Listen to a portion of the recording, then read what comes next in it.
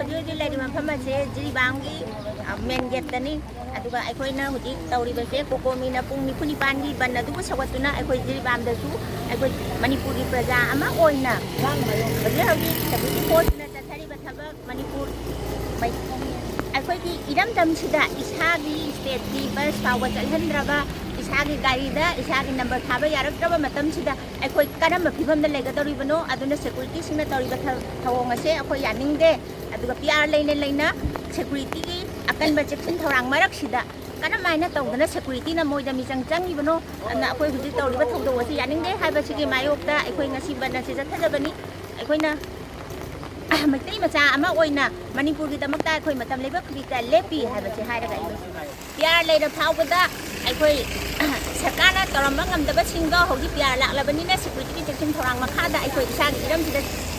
ning kha tamna chatpa phangani haibagi asama ulbudu su khiti akhoi pamdre leidre tasengna hairabada PR sina akhoi asuki matik cheheng amadi pire asina India sarkar sina akhoi Manipur sarkar sibu Manipur haiba matai lebak sibu India gi makhada leitrabara natraga kari oina khallibano haibase ai India sarkar sigi mathakta hangjaning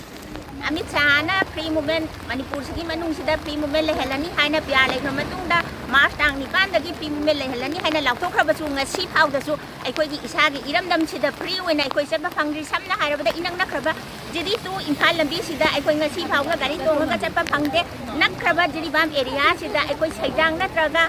jarol hairiba kuki gi lam sida aikoi ngasi phawba chang mangamdri masi madang rasu